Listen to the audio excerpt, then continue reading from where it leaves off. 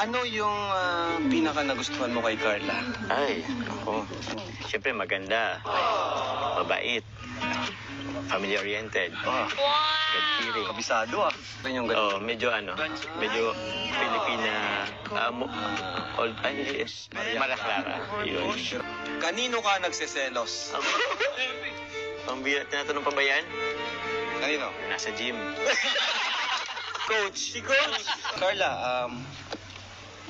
masaya ka naman ba nakasama si Jomar? Opo. Oh.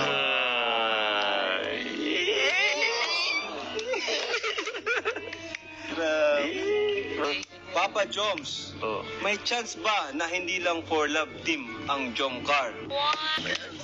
Siyempre. Oh. Carla, nag-away na ba kayo? Away, siguro lang, misunderstanding. Misunderstanding. Yun.